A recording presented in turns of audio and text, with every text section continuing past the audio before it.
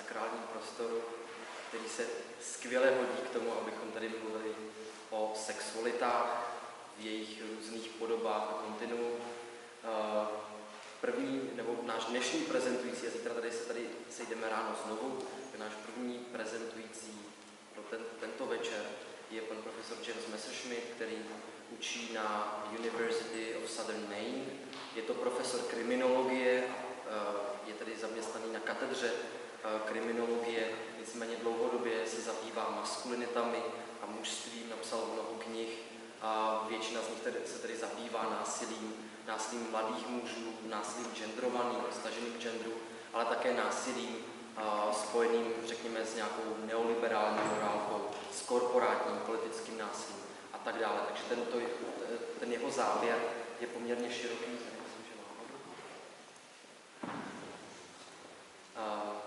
A jeho příspěvek se tedy bude týkat konceptu. Jsme ho požádali, aby se vlastně vztáhl v tom svém příspěvku ke konceptu, pro který je znám v těch našich luzích a hájích asi nejvíce, a to je koncept hegemonické nebo hegemonní maskulinity, který vlastně revidoval s Brevin Connell v roce 2002, jestli se nepletu, 2005.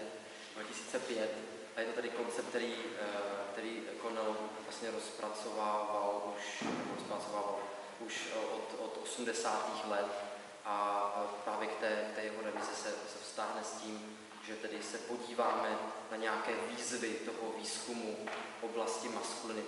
Ta oblast mužství není v Česku příliš rozvíjená a já jsem proto i rád, že tady máme v auditoriu dva lidi, kteří se maskulinitami zabývají velice intenzivně, pana doktora Martina Fritu ze sociologie a paní doktorku Ivu Šmídovou z FOSS v Brně, také socioložku. Takže doufám, že ta debata bude, ta diskuze po té přednášce plodná. Přednáška bude čtená, takže se musíte snažit chytat slova. Já jsem poprosil pana profesora, aby mluvil trošku pomaleji, tak doufám, že se všichni pěkně chytneme. A potom bude tady v atriu před kaplí, tady atriu konviktu, bude malý bufet, na který, tím, že nás tady není 150, tak vás všechny zvu, protože předpokládám, že jídla bude dost. Takže doufám, že si přednášku užijete, že bude pro vás zajímavá, že to pro většinu z vás otevře nějaké nové perspektivy uvažování o genderu a především tedy o mužích. So now I will switch to English. It was quite a long introduction. Is anyone who is not speaking Czech actually here? Is everyone are Czech or Slovaks, right? So I don't need to introduce in English. I was, you read the biography. So the floor is yours. Thank you very much. I'm assuming that was a very nice introduction to me. Having numerous email and text messages with Zednik? I know that it probably was. And I want to thank Zednik and others for deciding to invite me, and I guess I should also thank Jeffrey Weeks for canceling, so that I could replace him. Because I have to begin with a story. I've never been to the Czech Republic, and the reason is because when I was very young, and this was back in the mid-1970s, I was an exchange student at Uppsala University in Sweden. And some of my Swedish friends and I, we all had very long hair in those days, and I had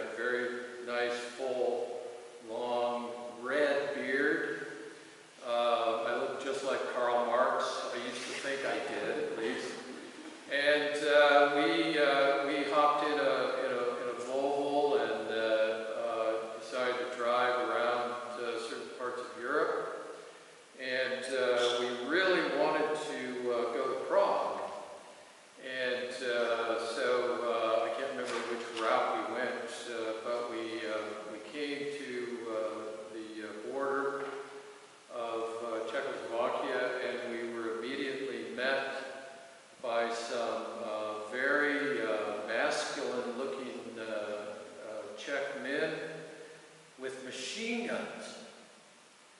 And, at that point I thought that it was only Americans who had machine guns, actually.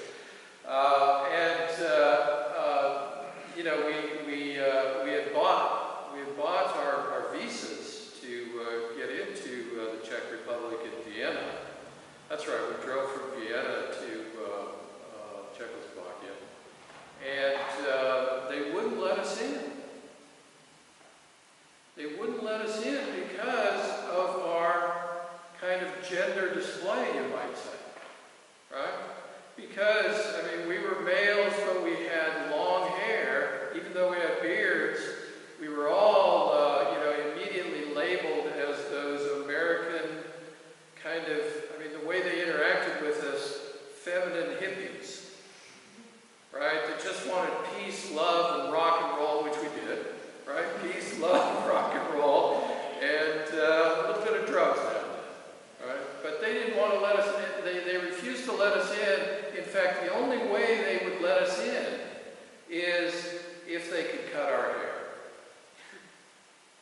So I raised that, not to criticize the Czechoslovakia of the 1970s, but as kind of an entry point into my talk about hegemonic masculinity and about the relationship between masculinity and femininity,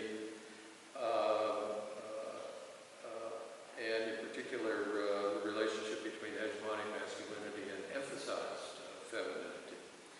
So what I want to do first today is to summarize the new directions in scholarly work on the concept of hegemonic masculinity. In particular, the relationship among hegemonic, dominant, dominating, and subordinate masculinities, as well as the connection between hegemonic masculinity and sexuality. And feel free to tell me at any time if I'm going too fast, okay? I'll be glad to slow down. I'm not going anywhere, I have plenty of time. Okay, so feel free to tell me if I go too fast, because sometimes I tend to do that.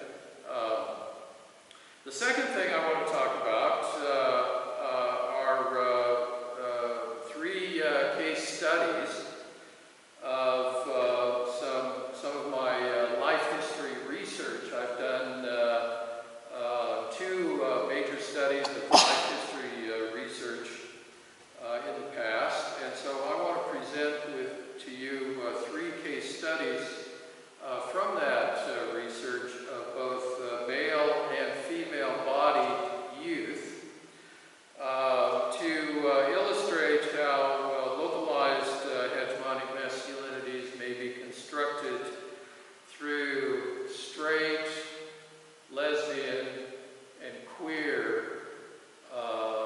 sexualities. So I'm going to present some very challenging, I think, and new data that not only discusses, hegemonic masculinities being constructed by both male and female bodies, but also hegemonic masculinity being associated with those three types of sexual practices. Finally, if we have time, I would like to close very briefly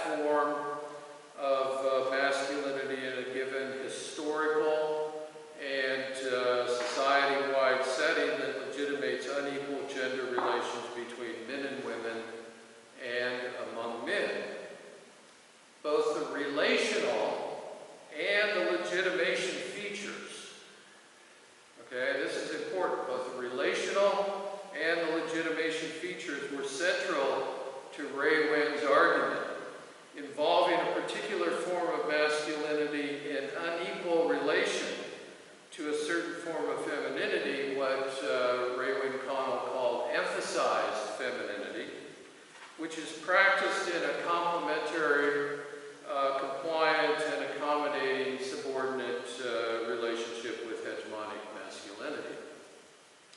And the achievement of hegemonic masculinity occurs largely, according to Connell's early formulation, through the discursive legitimation or justification, encouraging all to consent to unite around, and embody such unequal gender relations. Despite considerable favorable reception of the concept of hegemonic masculinity as formulated by Ray Connell, it nevertheless attracted such criticisms as concerns over the underlying concept of masculinity itself, questions regarding who actually represents hegemonic masculinity, whether hegemonic masculinity simply reduces in practice to a reification of power or toxicity, and the concept's alleged unsatisfactory theory of the masculine subject. In a paper published in 2005, Connell and I, writing together, we responded to these criticisms, and we reformulated the concept in numerous ways. That reformulation first included certain aspects of the original formulation that empirical evidence indicated should be retained. In particular, the relational nature of the concept, which is extremely important. We have to understand gender and masculinity and femininity in terms of their relationship. So the relational nature of the concept was maintained in the reformulation.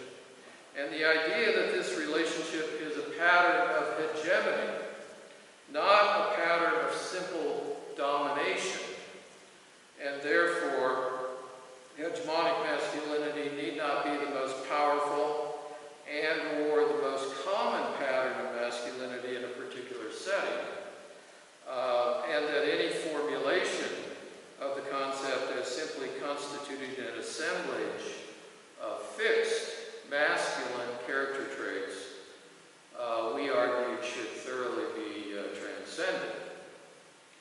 Second, Connell and I suggested that a reformulated understanding of hegemonic masculinity must incorporate a more holistic grasp of gender inequality that recognizes the agency of subordinated groups and that includes the mutual conditioning or the intersectionality of gender with such other social inequalities as class, race, age, and of course sexuality.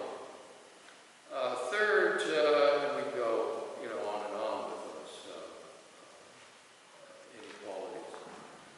Third, Connell and I argued that a more sophisticated treatment of how hegemonic masculinity may be challenged, contested, and therefore changed was also necessary.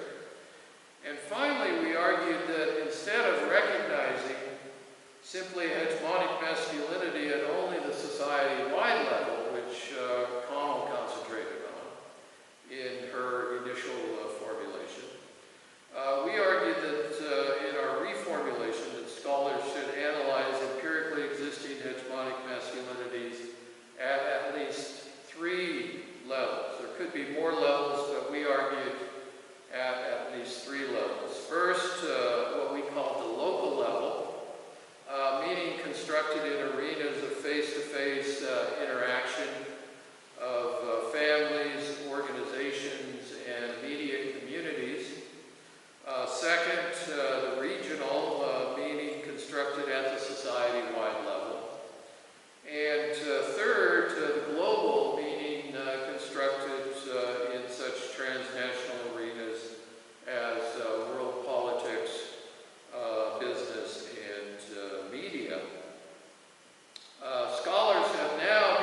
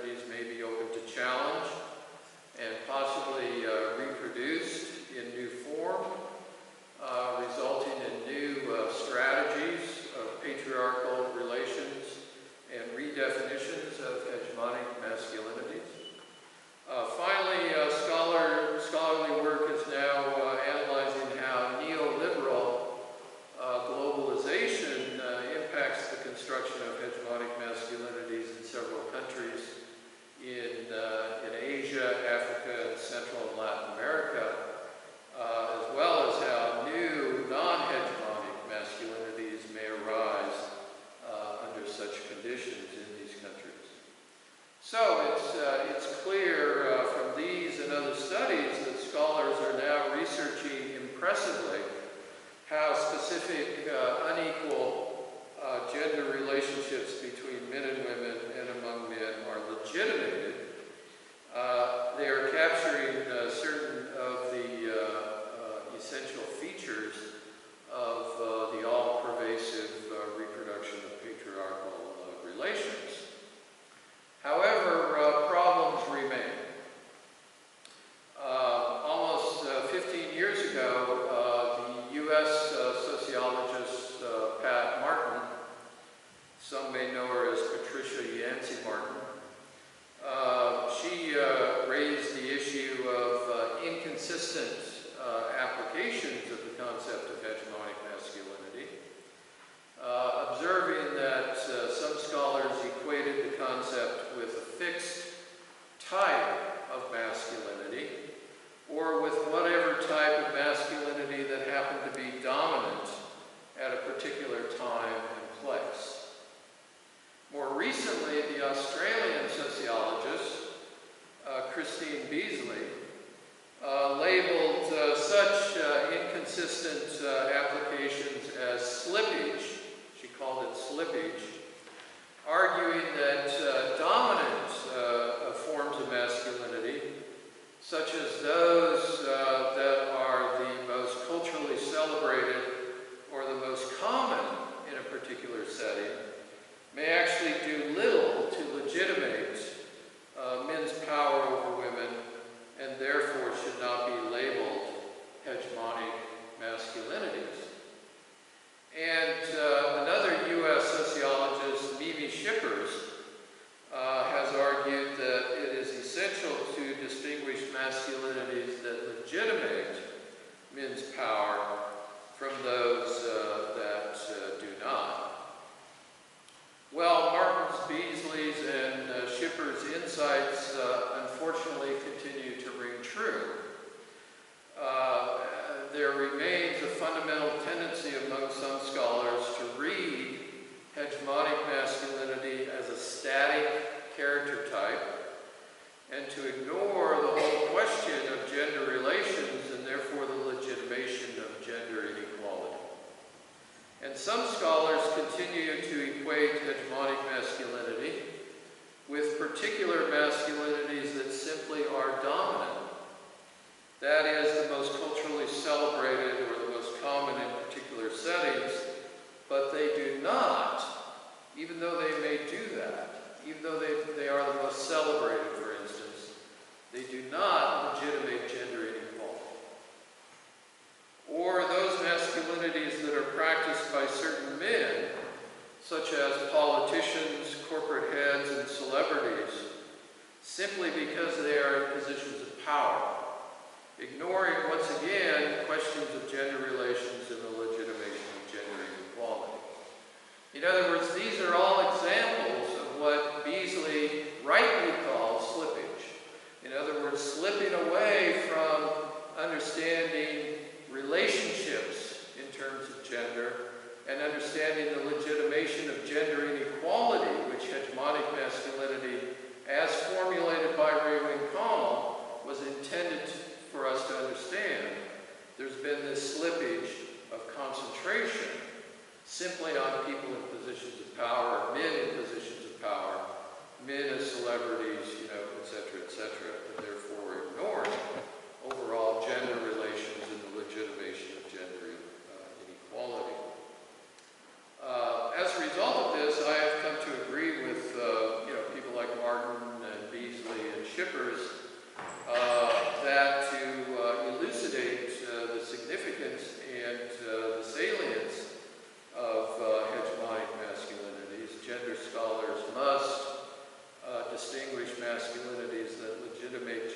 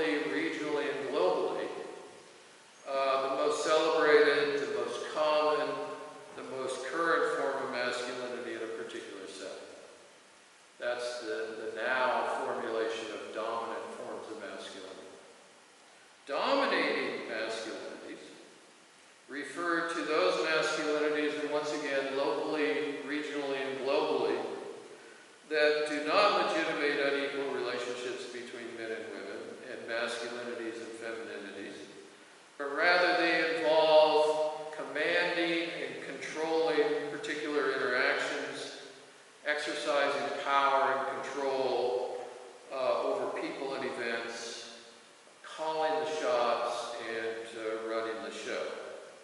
Although dominant and dominating masculinities at times may also be hegemonic, which I will show in one of my case studies how that can be the case.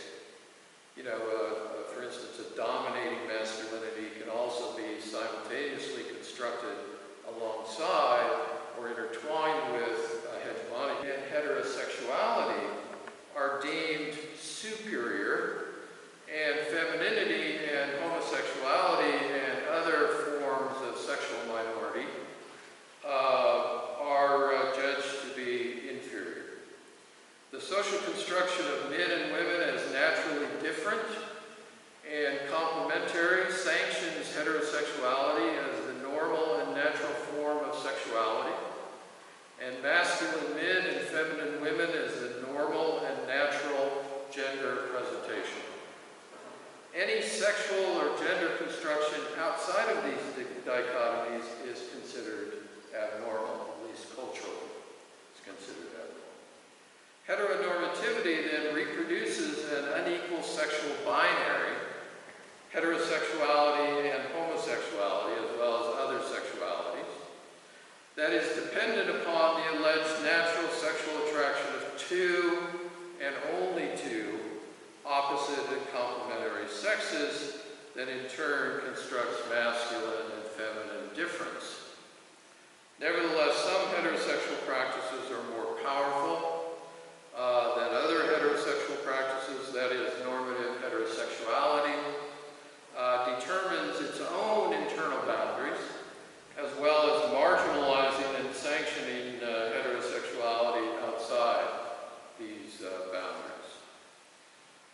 So, with that kind of introduction to, I think, is my update with regards to the research and the theorizing about hegemonic masculinity today.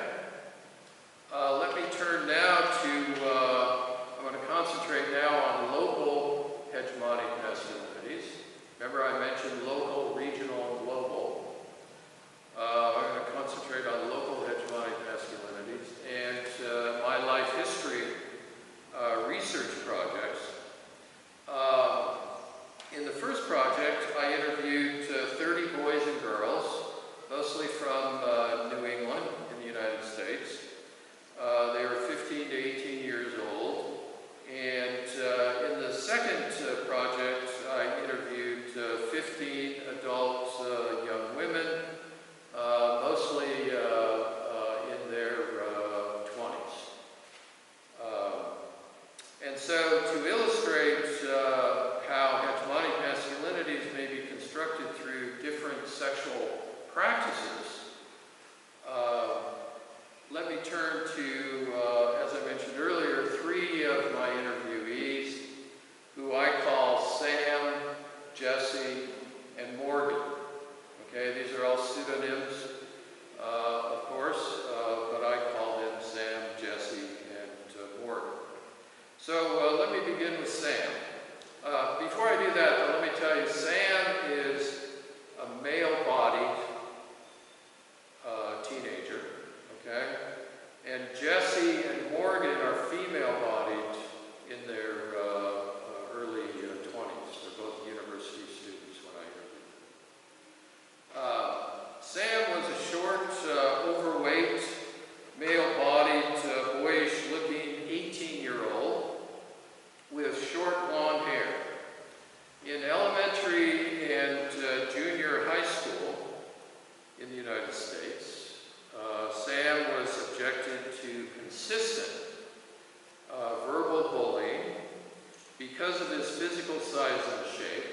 Sam was shorter and heavier than the other boys in his school, and for his inability to respond to the bullying as the masculine culture of the school dictated.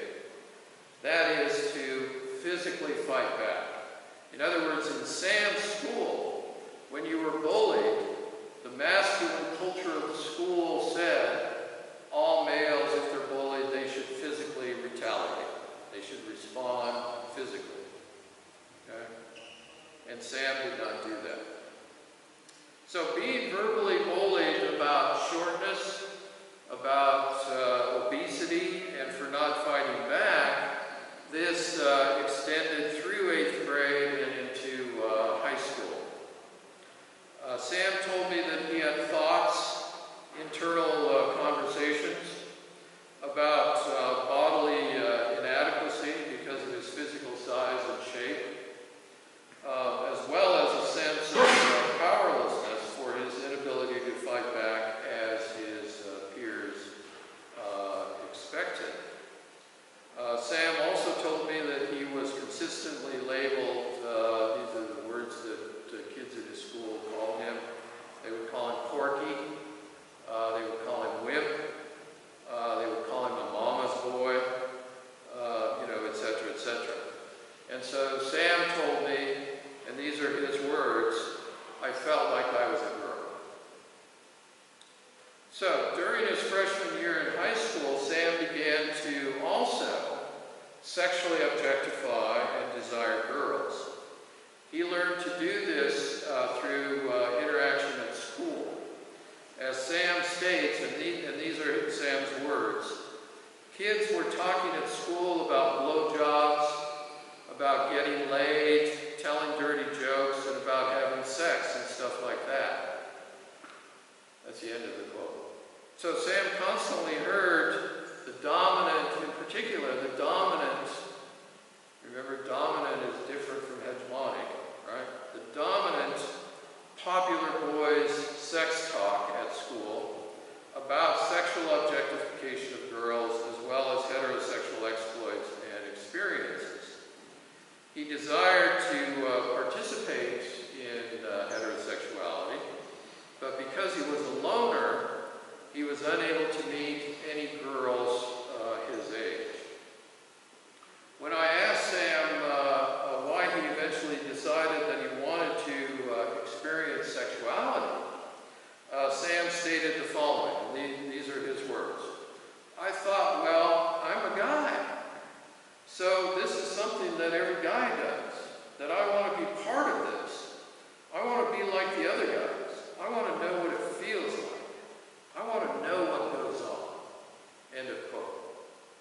By age 15 then, Sam was experiencing degradation ceremonies at school about his physical size and shape. His inability to fight back internally haunted him and significantly added to his lack of masculine resources and accompanying negative masculine self-esteem. This masculine insecurity was further enhanced by his inability to be a real man through developing the intensely sought-after sexual relationships with girls his age. Accordingly, Sam decided to attempt to overcome his lack of masculine resources and thereby diminish the negative masculine feelings and situations through controlling and manipulating behaviors involving the use of sexual power. That is, expressing control and power over younger girls through sexuality. During his freshman year in high school, Sam began babysitting a few neighborhood girls who were 6 to 8 years old in his house after school and then all day during the summer. And it was at this time when Sam was experiencing most of the distressing events that I just discussed.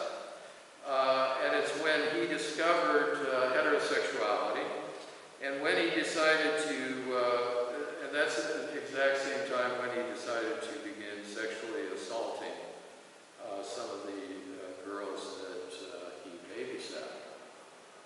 Here's how Sam put it. These are his words. I wanted to have some kind of sexual experience, and that didn't happen at school.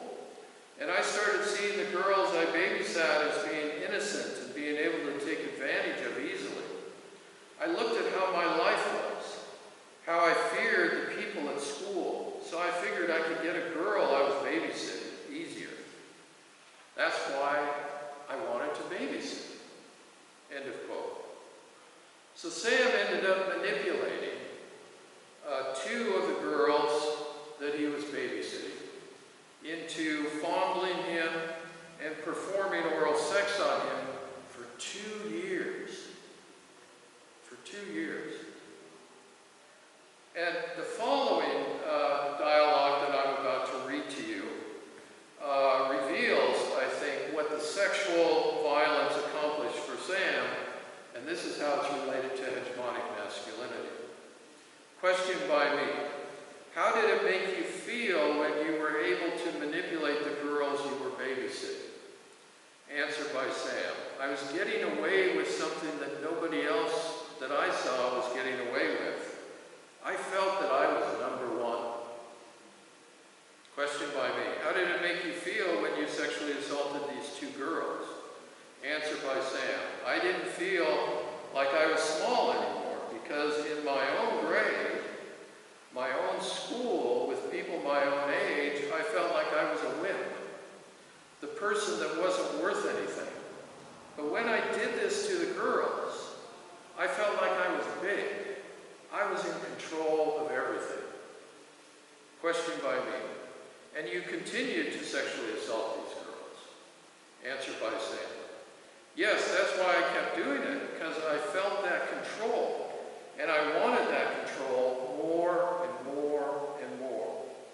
And that's why it was hard for me to stop, because I'd have to return to that old me of being small and not being anything. I wasn't good at sports and tough and strong and stuff, so I wasn't fitting in with anybody that was really popular. I was like a small person, someone that nobody really paid attention to. I was the doormat at school. People walked all over me, and I couldn't fight back. Question by me. Did you feel you had the right to do this to these girls? Answer by Sam. I felt like I should be able to have sexual contact with anybody that I wanted to. And I couldn't do that with girls my own age. So I felt like, okay, I'll get it from the girls I was babysitting. Question by me. Why did you feel you have that right? Answer by Sam. Like, well, I'm a guy. I'm supposed to have sex. I'm supposed to be like every other guy. And so I'm like them, but I'm even better than them, meaning the popular dominant boys in his school. Because I can manipulate them. They don't get the power and the excitement. They have a sexual relationship with a girl. She can say what she wants and she has a choice. But the girls I babysat didn't have the choice. It was like I made it look like they had a choice. But when they stated their choice, if they said no, I bugged them until they didn't say no.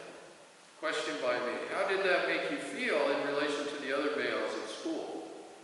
Answer by Sam. I was like better than every other guy because there was no way I could get rejected.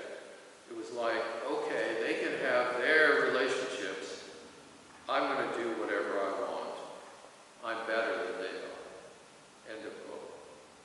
So through this sexual violence, this heterosexual violence, Sam actually simultaneously constructed a localized hegemonic masculinity and a dominating masculinity in relation to the girls he sexually assaulted. Regarding hegemonic masculinity, the violent interaction legitimated an unequal masculine-feminine relationship. The gender effects of Sam's sexual violence inscribed the girls who embody weakness and vulnerability as feminine, and Sam who embodies strength and invulnerability as masculine, thereby constructing inferior emphasized feminine victims and superior hegemonic and a superior hegemonic masculine perpetrator. Regarding dominating masculinity, Sam has also simultaneously commanding and controlling the interaction. He is exercising power and control over girls and the situation. Sam is calling the shots and running the show. Therefore, Sam moved in his this section of his life history. Sam moved from the emphasized feminine position within the school setting, because of the bullying, which feminized Sam, right? To now a hegemonic and dominating masculine position outside the school setting in his home in the form of heterosexual violence. Okay? So let me turn now to my second interviewee, who I call Jessie, who is a female-bodied 21-year-old, fourth-year university student. She is tall and average weight. She has short, sandy hair, and she came to both of the interviews in an androgynous attire.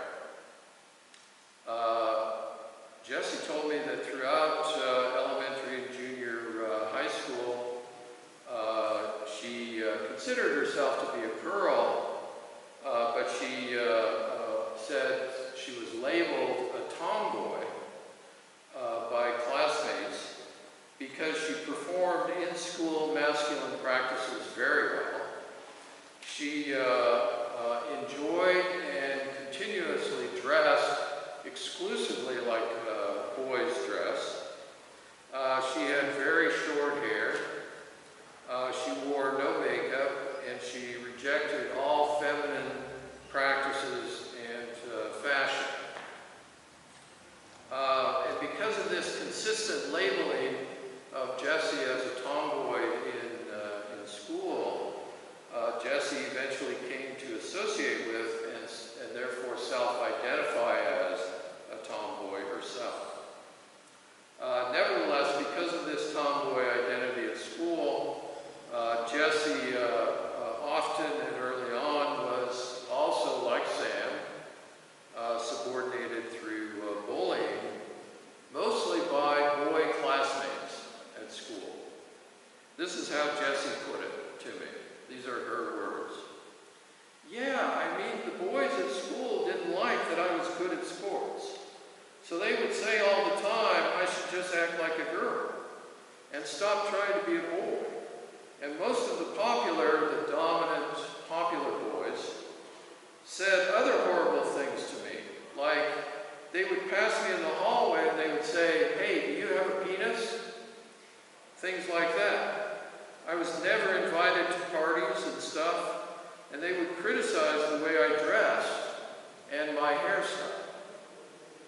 Despite Jessie's ongoing subordination through bullying, she did not give in to the dominating bullies and change her behavior and therefore her identity to become more feminine, but rather she chose to continue to practice this masculine tomboyism. Around age 12, Jessie noticed, however, that her breasts were now changing somewhat, yet she felt insecure about their size. You notice that this is a significant difference. I mean, the way I talked about Sam was the embodiment, even though I don't think I used the term embodiment of hegemonic masculinity, but that's clearly what he was involved in. And, the body became very important and significant to my research because these kids kept bringing it up to me. And Jessie, who is now around the age of 12, entering puberty, she begins to realize, that her body is changing. And so she says, my breasts weren't big enough. I would look at other girls who were more developed, and then that would make me feel really self-conscious, and that I'm really flat-chested. And so I felt different now in a new way. In other words, previously she felt different from girls because she was a tomboy, right? Even though she identified as a girl, because, tomboys identify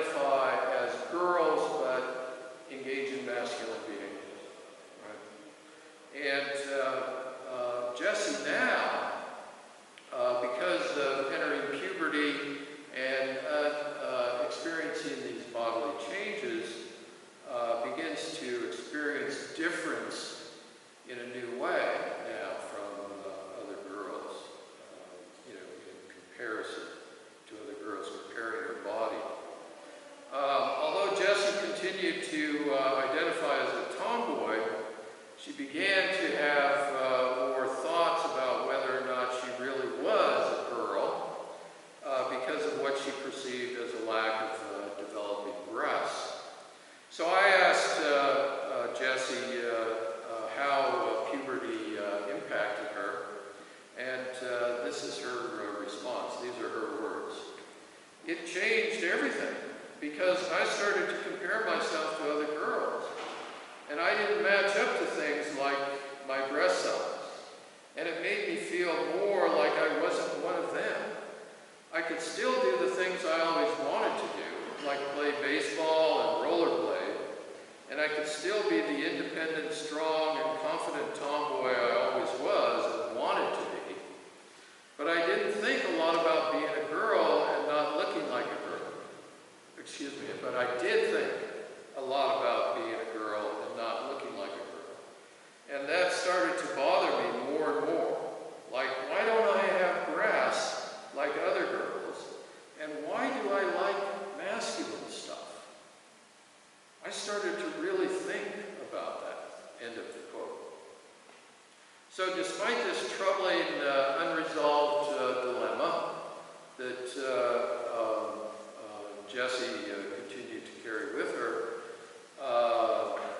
Jessie decided to attend school dances because, as she put it, and these are her words, "Since I'm a girl, I should find a boyfriend like all the other girls." So, and that's the end of the quote. So, like Sam then, through interaction at school, Jessie observed classmates engaging in heterosexual boyfriend-girlfriend relations and heard their sex talk about participating in heterosexuality. Jessie therefore concluded that, and these are her words, "Since I'm a girl and all the other girls are dating boys and having sex with them, then I'm supposed to date boys and have sex with them also." End of quote. Jessie consequently wanted to participate in heterosexuality, and like Sam, it was this interaction at school that was her initial knowledge about sexuality and therefore her sexual awakening. Within the setting of a heteronormative junior high school then, what Jessie did, like what Sam did, was begin to affix a heterosexual project now to her tomboy gender project. Okay? In other words, she's discovering heterosexuality as the first form of sexuality, right? And she's adopting, really, that sexuality. And she's attaching that, she's affixing that now to her tomboy gender project. So we have the combination now of heterosexual and a gender project taking place in Jessie's life. Jessie eventually did meet a number of boys who she dated, yet the interaction was always a kiss and go on other dates, but then after a short time we'd break up because they'd always say to me, "Why can't you be like other girls? And how come you look different and act different from other girls?" End of quote. Jessie interpreted these comments as, why can't Jessie be more sexy like, quote, normal girls in the way that she looks and acts. And therefore, Jessie told me that she always responded to these kinds of comments in the following way. These are her words. "I like being me, and this is me. Kind of like what you see is what you get." In addition to that, all the boys, according to Jessie, were aggressive and dominating. As Jessie reported to me, and once again, these are her words, "They just decided everything, these boys. When we went out, they decided where we would go and what we would do. And they decided when we would kiss and have sex and stuff. They controlled everything and did it all their way. They always said that's the way it should be. And I didn't want anyone controlling anything about me. They didn't allow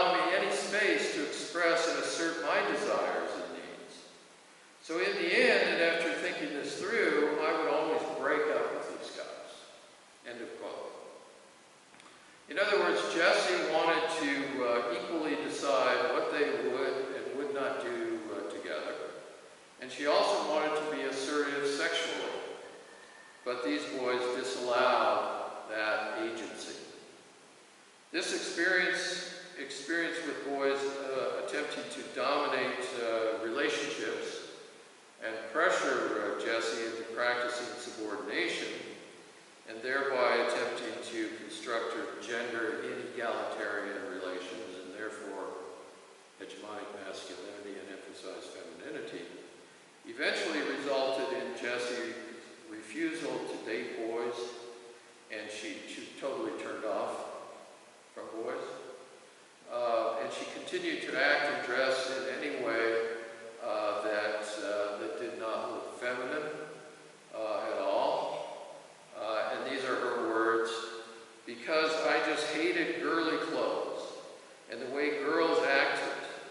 And I just lost interest in guys being attracted to me because what's the point, you know?" So by age 15, when Jessie entered high school, she considered herself to be a girl, and these are her words, but a different type of girl, because I didn't like being with guys, and I didn't want to be feminine like the other girls, so I really saw myself as different. However, Jessie indicated to me that in high school something also new occurred. And that is, she often heard in her high school derogatory comments about same-sex relationships. And these are her words: "Like people being called fags and lesbos, and how gay people don't like to be with people of the opposite sex. And people saying stuff like gays are like girls, and lesbians are like guys, you know, stuff like that." End of quote. And Jessie went on to point out, and these are her words, "This all started to hit home with me because I felt different from other girls, you know? Having small breasts, liking to do guy stuff, but didn't like being with guys. So I started to think that, hey, maybe I'm a lesbian." Right? End of quote. Jessie decided to talk to her mother, whom she was very close to, about this dilemma that she found herself in. And her mother responded in the following way. These are Jessie's words describing how her mother responded.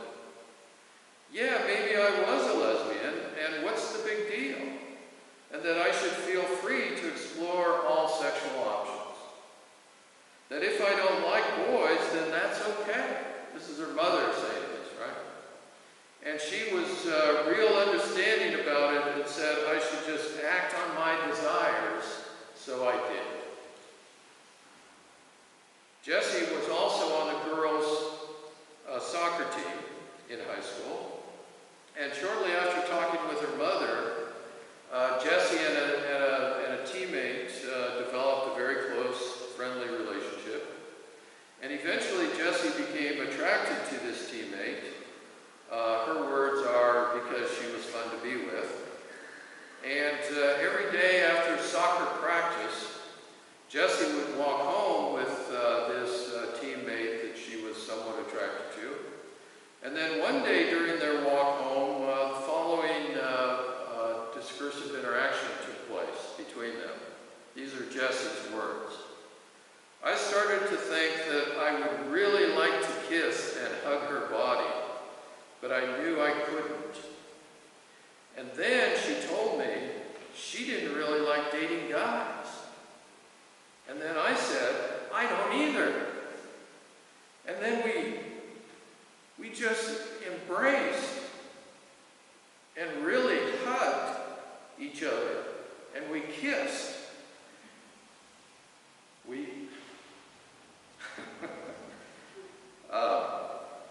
We then started dating, and both of us came out together as lesbians."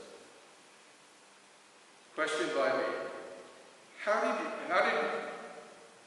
I'll get control over myself. How did you decide to come out as lesbians? I asked Jessie. Answer by Jessie. "Well, we talked about it, and neither of us liked dating guys, and we both felt different from other girls, and we were really attracted to each other.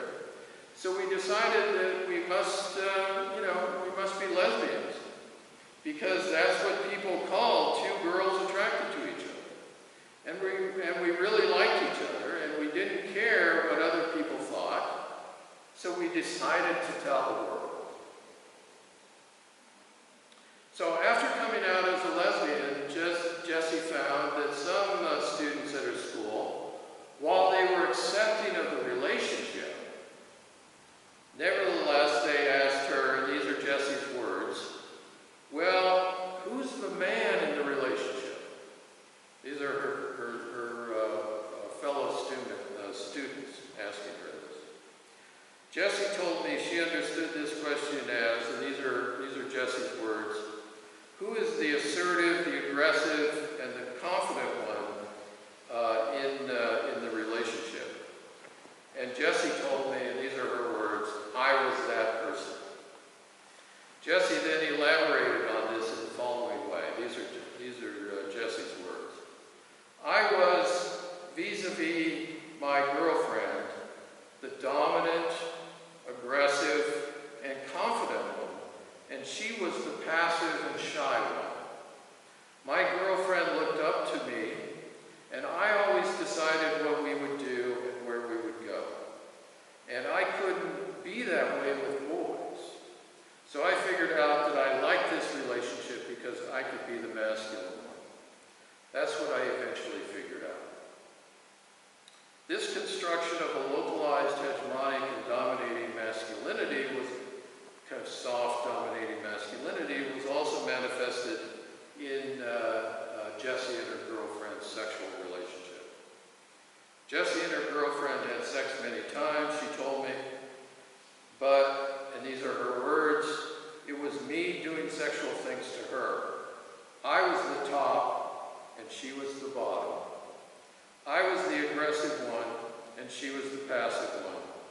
I always initiated the sex, and she always followed. Jessie explained, end of quote, Jessie explained that they both would be sexually satisfied, yet it was the particular sexual practices of Jessie that accomplished this sexual contentment, according to Jessie. Jessie provided me with some examples, and these are her words. Like, I always did the fucking by, rubbing my genitals against hers, and then we'd both get off. And I'd always go down on her, not her on me. Question by me, was gender related to this? Answer by Jessie. Yeah, it was. I was the guy and she was the girl, and I figured out that I became attracted to her because she was very feminine, and I saw myself as masculine. I figured out that I was attracted to her in terms of someone wanting to be taken care of, someone who needed a partner who is strong and takes charge during sex. And I wanted to be that strong person, and I really enjoyed taking charge during sex. And this confirmed how much being masculine meant to me. Question by me, did you consider yourself butch? Answer by Jessie. Not at all, because I didn't even know that term existed. I just really liked taking care of her in so many ways and kind of being her protector. And I like being the dominant masculine one, even when we have sex. This consensual sexual interaction between Jessie and her girlfriend then simultaneously constructed a localized hegemonic masculinity and a localized dominating masculinity. Regarding hegemonic masculinity, Jessie was the assertive and aggressive leader and confident partner, while her girlfriend was the timid and passive follower and weak partner. Jessie constructed a localized, situationally defined superior qualities that assimilated with masculinity, and her girlfriend constructed localized, situationally defined inferior qualities that assimilated with femininity. Regarding dominating masculinity, Jessie Jessie is also supervising and managing the interaction. She is exercising power and control over her girlfriend. She is calling the shots, and she's running the show. Therefore, Jessie moved from a subordinate masculine position within the public setting of the school, as a tomboy, to a hegemonic and dominating masculine position within the private setting of an intimate same-sex relationship. In other words, this is an example of how hegemonic masculinity as well as dominating masculinity can be constructed in and through female-bodied individuals. Let me now turn to my third interviewee, Morgan. Morgan is, at the time of my interview with her, is a 25-year-old female-bodied undergraduate university student. She is very petite, with short, curly, dark hair, and like Jessie, she came to both interviews in an androgynous attire. And also like Jessie, Morgan saw herself as a girl who was practicing tomboyism throughout elementary and junior high school. But unlike Jessie, Morgan's experience in school was not a disconcerting situation. Morgan was not bullied in her school like Jessie was. Morgan reported to me that in school she had a core pack of friends who were, and these are her words, smart, tomboyish girls. And they were also, end of quote, and they were also quite popular. They were amongst the most popular girls in the school, mainly because they participated in what Morgan said were all kinds of sports. They were usually the best players on the various teams that they participated in. In other words, that's what Morgan attributed her popularity to, because she was a good athlete, and so were her tomboy friends.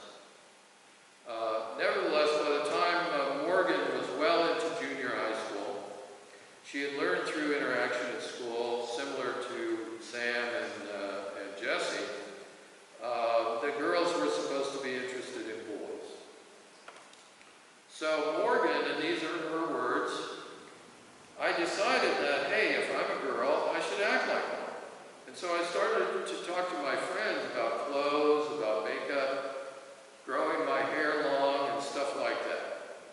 Plus, we started to talk about boys all the time, and we all started acting heterosexual by showing an interest in boys, like, wow, he sure looks cute and cool, stuff like that.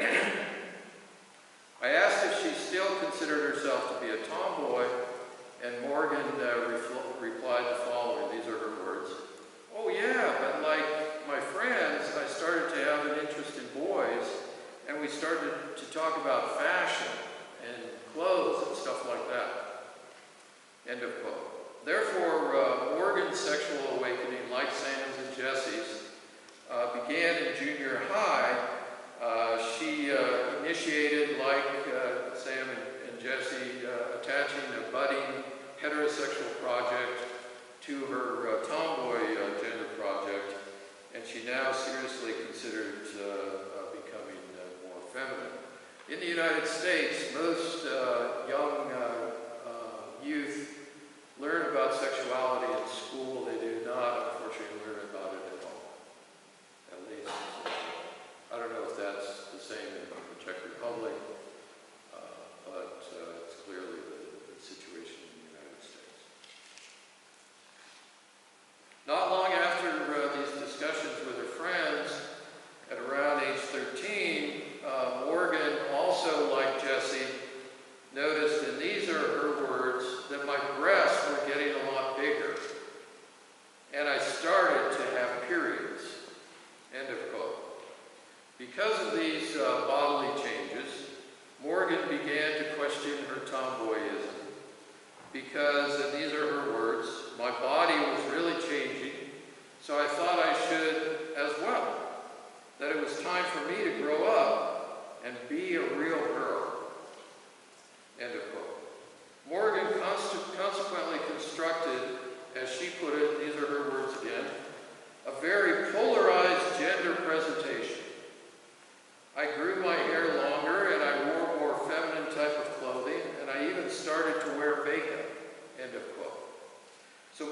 decided that since she was, and these are her words, full-blown into puberty, and that her body had become, these are my words, her body had become more sex, she began to think more about her gender and feminine presentation, and therefore she decided to change. And at the same time that Morgan changed to look more feminine, she also developed more sexual attraction to boys. This is how she put it. These are her words. I was really psyched about having a developing chest and even to begin to menstruate. And I saw puberty as a necessary part of growing up, and also that it made me more attractive and a more normal girl. I was very good at sports. I had lots of friends, but I still acted like I always did as a tomboy, you know, going after what I wanted, not letting people decide for me, but deciding myself, being stubborn and strong. I for sure looked more feminine on the outside, but I also still acted like I always did, so that never changed. I was this masculine girl. These are her words. I was this masculine girl. By the time Morgan was 15 and in high school, she still maintained this tomboy persona while identifying as a real girl. And Morgan began to date boys, and these relationships were always close and friendly. Yet Morgan actually enjoyed playing computer games with these boys more than she enjoyed having sex with them, is what she told me. During her first few years of high school, Morgan did not forego her strong and determined, do it my own way, or do my own thing, tomboy masculinity. Morgan enjoyed a steady supply of attention by boys. However, like Jesse, the sexuality with all of these heterosexual boys, as Morgan put it, these are her words, never seemed right. When we had sex, it was like I wasn't being seen. I was being interacted with in a way that didn't seem to fit. I felt like a girl, but that wasn't how I wanted to be interacted with. End of quote. Morgan expressed to me that the main issue was that, these are her words, they all wanted to feminize me. Okay? End of quote. Morgan enjoyed being a strong, masculine girl, as her words, but she in no way wanted to be feminized. And this is how Morgan put this further. These are her words. I started to think about the way I was touched, the way I was interacted with, that it was always them interacting with me, not me interacting with them. And that didn't feel like the whole story to me. So I broke up with all of them because they just treated me like an object and didn't allow me to decide how I wanted to be touched and interact sexually with them. At the same time that Morgan was dating numerous heterosexual boys, she began, as she put it, hanging out with, this is the way she described this guy, a gay guy. Okay, she described him as a gay guy to me. That she had met in one of her high school classes, and as more and more interaction took place, they became more and more attracted to each other. Their attraction developed into a sexual relationship, which Morgan described as, this is her word, awesome. I asked Morgan how their friendship became sexual, given that she was straight and he was gay, and why that relationship was therefore awesome. Morgan replied in the following way. These are her words. We just really hit it off. We had these great long talks about all kinds of things. And once I just kissed him. because I liked him so much. And we both really liked to kiss. So we hugged and kissed some more, and then we ended up in bed together. End of quote. Regarding the sexuality, she recounted the following for me. These are her words. He had only been with guys before, so he treated me like that. Our relationship would be defined by others as heterosexual, but it actually wasn't a heterosexual interaction with a guy. I really wasn't a girl, and he didn't see me as a girl. I was the more dominant one. He actually encouraged me to be in charge, and I did. And the way we had intercourse was in the way where he was the receptive one, the energetically receptive partner, and I was the energetically dominant partner, even though our anatomy was totally contradictory. And I liked it because he didn't treat me in the way other guys did, and he liked it that way too. End of quote. Morgan went on to say that the sexuality with the gay guy was chips, because the way the heterosexual boys interacted with her was that, and these are her words, I should be the submissive, feminine, receptive partner. And it totally revolutionized my ideas of how I can interact sexually with someone. I liked the way I felt with this gay guy because I was the more dominant masculine person with him, even though he was the boy and I was the girl. We both saw it as me penetrating him, so it was my first experience at gender fuck. Morgan, end of quote. Morgan went on to say that the gay guy asked her during future sexual interactions with him if she would wear a strap-on, and as Morgan put it, I said, of course. And so we actually had gay sex, where I was the top and performed anal sex on him. He called the strap-on my cock, and I really liked that because it really affirmed my masculinity. In other words, Morgan's first experiences of queer sexuality actually constructed instances of hegemonic masculinity because, as Morgan put it, and these are Morgan's words, I was the active, masculine, and dominant partner, and he was the submissive, feminine, receptive partner, and we both really enjoyed that. Through queer sexuality, then, Morgan constructed a localized, situationally defined superior qualities that assimilated with masculinity, and the gay guy constructed localized, situationally defined inferior qualities that assimilated with femininity, therefore establishing hegemonic masculinity and emphasized femininity. I asked Morgan about the nature of their desire for each other, and she responded in the following way. These are her words. I thought a lot about this, and I figured out that it was because we noticed each other's gender more than we noticed each other's sex and bodies. I was attracted to him because he was beautiful and feminine.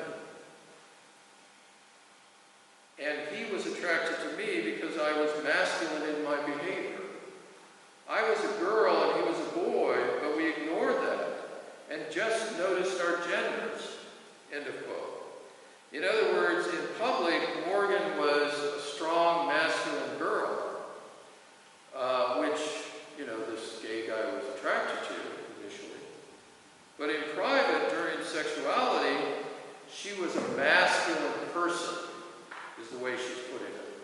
She was a masculine person. As sex is actually erased, sex is actually erased in this interaction. And it was this erasure that allowed the linking of her body to masculinity during sexuality. This is how Morgan put it. I looked feminine, but I had a masculine identity, which I emphasized during sex as well, and it was the sex with this gay guy that really showed me how much masculinity really meant to me. During sex with him, I could be totally masculine, which I really enjoyed, as did he, and I didn't even think about being a girl. End of quote. Indeed, it is through this queer sexuality, whereby Morgan embodies hegemonic masculinity and the gay guy emphasized femininity. Although this particular sexual relationship is queer, in the sense of being at odds with what is, in this setting, considered to be, normal and legitimate sexuality, Morgan and her gay guy partner actually reproduced both the gender binary and gender hegemony through their sexual practices. Although this sexual relationship problematized, congruence between or among sex, gender, and sexuality, and demonstrates that masculinity and femininity, as well as sexuality, have a plurality of potentialities and expressions. The relationship nevertheless constructed both gender dichotomy and gender hegemony. So, in sum, what I've been arguing is that all three of these interviewees were, first of all, in their life stories, were feminized by peers at school. Sam by dominant male bullies, Jessie by dominant male bullies, but also during heterosexuality, she was feminized. And Morgan, in particular, during heterosexuality with guys her age.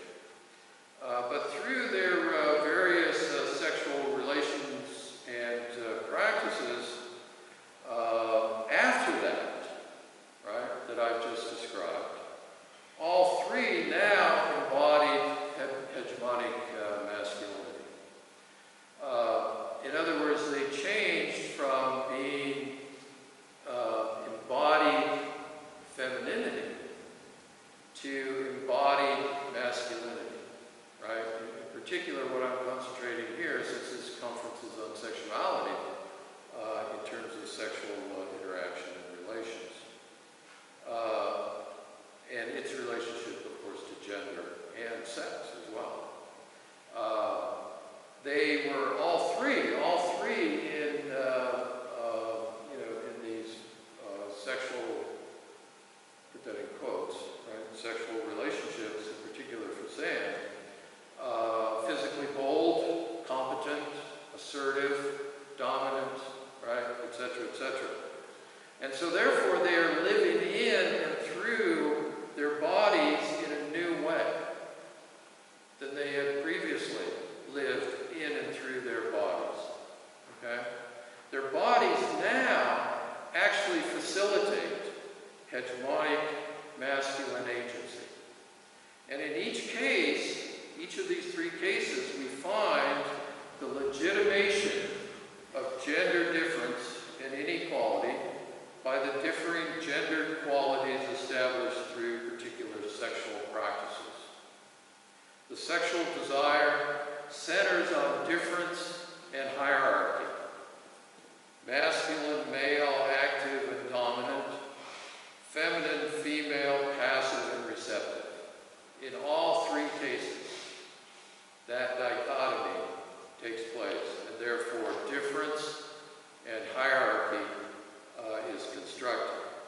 Jessie and Morgan align themselves with hegemonic masculinity, even as their practices might seem to distance them from it, right? And all three escape from subordination, but then reproduce gender hegemony in new ways. Okay? So let me close with certain brief suggestions for future research on the relationship between hegemonic masculinities and sexuality.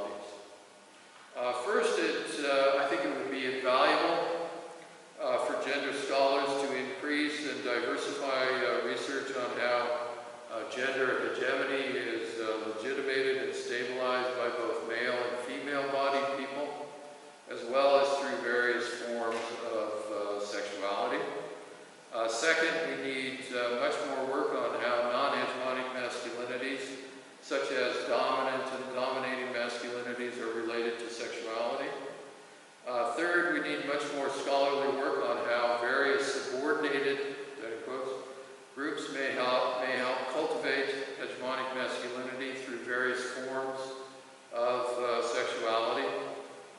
Fourth, considerable work must be undertaken on how class, race, ethnicity, and age impact the relationship between hegemonic and non-hegemonic masculinities and sexualities. And finally, there is an essential need for in-depth research on how globalization impacts regional and local hegemonic and non-hegemonic masculinities around the world and their relation to various forms of sexuality. So thank you very much for being a very patient audience and listening nicely to me.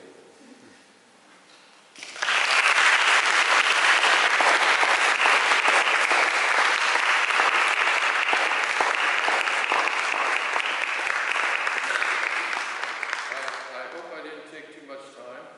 You're almost like sharp. So we have 5 minutes. 5 minutes for a few, 1, 2, 3 questions. So if there are any questions, just raise your hand. You can ask in Czech or in English. If you ask in Czech, I will try to translate it. But Alex will probably ask in English, right? Yeah, I have maybe it's not so much a question as a commentary, because I also noticed during the lecture that all these people eventually came to identify with the social structures that initially might have oppressed them. I would still differentiate between Sam and the two others, because Sam did something or ended up doing things that were unethical, whereas Jesse and Morgan had consensual relationships. So I think that's a major difference that should be downplayed, which I don't think he downplayed it, but just to like start from this. Yeah, definitely. Yeah, on the other hand, it's kind of disappointing to see all these respondents kind of still buy into the hierarchies. That even the last relationship that some would consider weird, how weird is it really when they couldn't, none of them managed to think about femininity as anything other than subordinated, and the same goes for sexuality. Like none of them managed to think about, say, penetration as equally valuable as doing the penetrating, for example. Yeah. So that's like one of those classic examples. And even if we talk about this later on, we still use the same terminology that all this is built on, like female and male body. Like what does it really mean? Because that is research of people such as Walter Sterling or Myers who say that there is no such thing as a universal male or female body. But when we criticize it, we still tend to use these terms, which again like solidifies all these ideas that femininity and masculinity kind of go together with female and male, and that sex is something that's immutable and gender is kind of superimposed on this, which I think is really problematic in itself, because it also just lets the whole symbolic structure go on. So that this is not a criticism of you personally for using the term, but just to kind of connect it, that is somehow said during this whole lecture, and somehow acknowledge that there is more to be deconstructed, even at this level, that there's it's still no doubt we still can go deeper into the conception. Yeah, I think that I think you're talking about queer sexuality, and what we see happening here with Morgan is what's becoming more and more popular in the literature on masculinities is the hybridization of masculinities. It's mostly discussed in terms of males, but not exclusively males, but mostly males engaging in masculine and feminine behavior simultaneously. What Morgan does in some of my other interviewees, and I should tell you, I purposely did not tell you ahead of time, but both Morgan and Jesse, eventually, there's more to their life stories, right, as there is with Sam. But both Morgan and Jesse identify as genderqueer. And so they eventually come to either identifying as both male and female, or both masculine and feminine, or neither masculine and feminine. Morgan eventually identifies as neither, and Jesse as both. But what Morgan's, I think, life story suggests is that there's also hybridization taking place among sexualities, right? Where different types of sexualities and interaction with gender can take place simultaneously. Yeah. Because it's clearly queer, right? Morgan's sexuality with this gay guy is clearly queer, but it's also constructing binary difference and hierarchy, right? So, you know, I think we need a lot more research on that. Thank you for a brilliant lecture on talk. I wonder on the definition of the local in the concept of hegemonic masculinities, because I wonder in your three cases if any of these life histories has an impact on a higher level of talk and analysis of hegemonic masculinity, because I would think that the sense has a different, and it goes aligned with the consensual or non-subordinating masculinity. So I wonder if the hegemonic masculinities described in these three cases have some implications for analysis on, I wouldn't use the regional and global level, but for example on institutional level and symbolic level of talking about gender relations. I don't really know. You know, one of the aspects of all three of these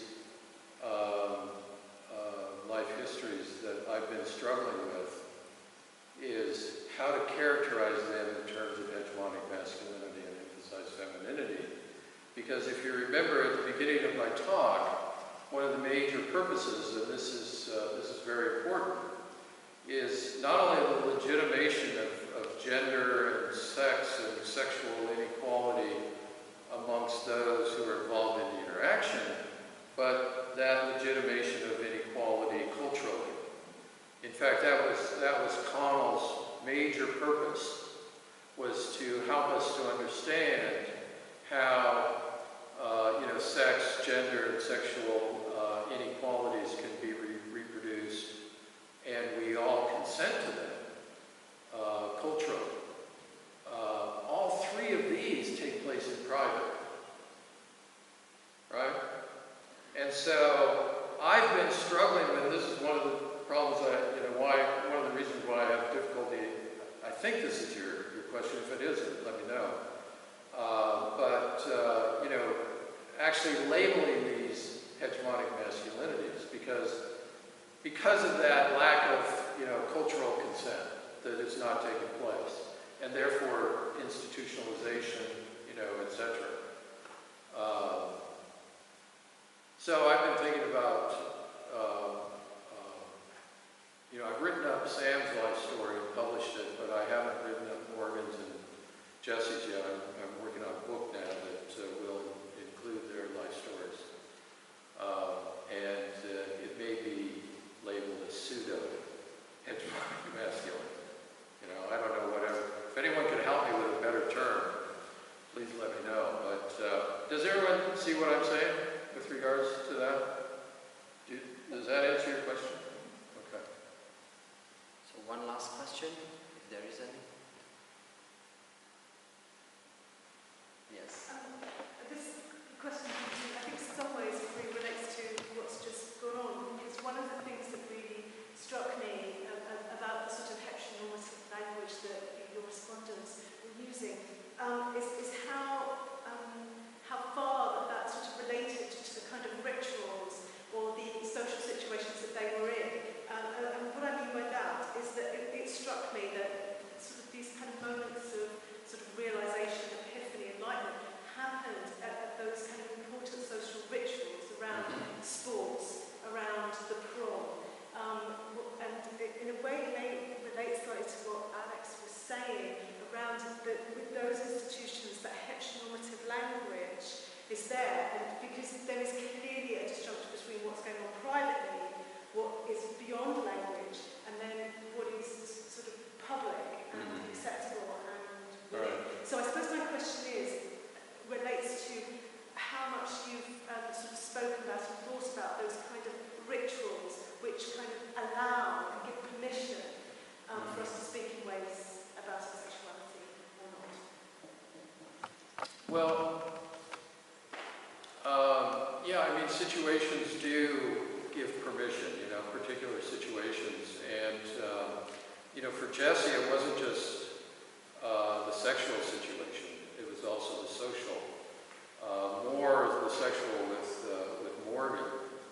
But when you were asking your question, I started to think back at the same time the question over here, and then connect that to that question.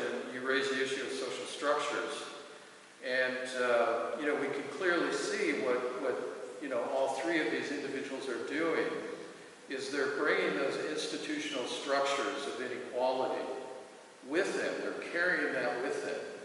They're kind of, you know, doing what Anthony Giddens said, you know, the duality of agency and structure, right? In other words, they're becoming part of that structure, and they're taking that and they're kind of ritualizing it in particular situations, in this case, sexuality. So they're, you know, they're becoming part of that structure, and I'm glad you raised that. I'm glad all three of you raised this, because this is helping me in my write-up of these life stories. They're bringing that structure with them in these kind of privatized settings and reproducing it there. All participants, right?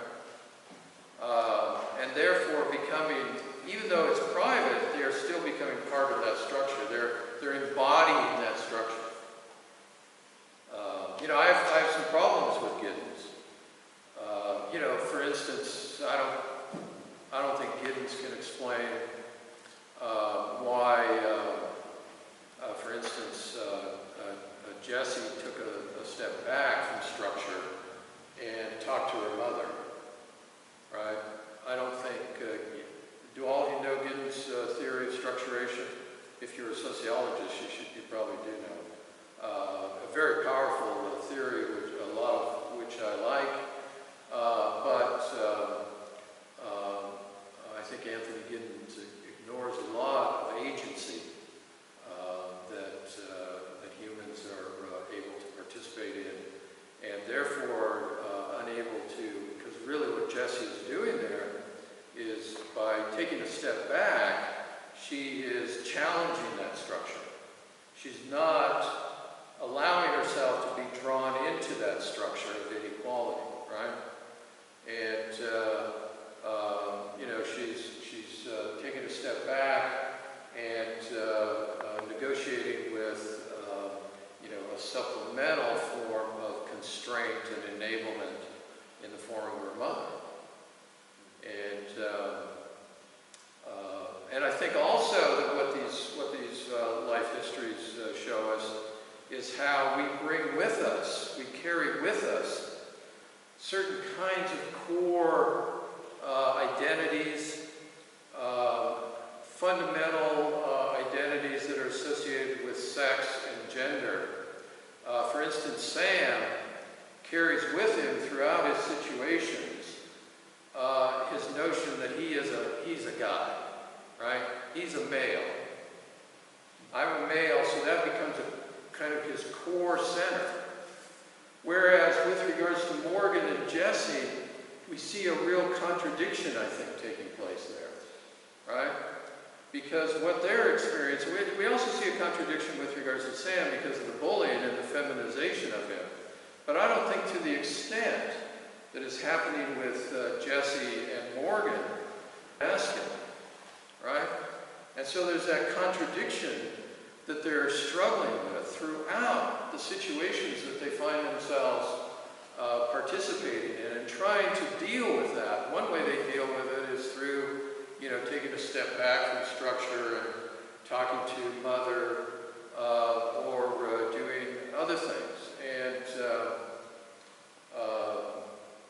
yeah, I don't know if that answers your question, but those are some of the other things that I've been thinking about and will be writing up, you know, in this book that will come out in 2015.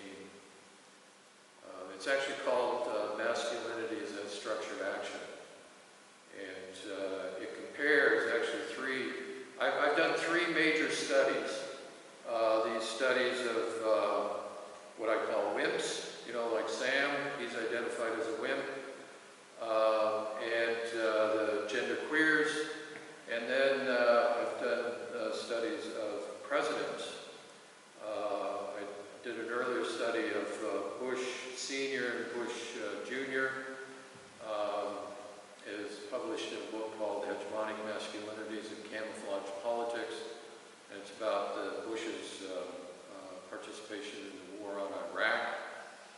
So it brings in kind of global hegemonic masculinities and global structures and its relationship to war and militarism and masculinities. And now in this new book I'll be comparing Bush Jr. with Barack Obama and his very unique form of hegemonic masculinity and its relationship to race, a white president versus a black president. So, to give myself a pitch, look for that book in 2015. So we'll probably conclude with this. Now I would like to invite you, everyone, to the dinner or to the buffet that is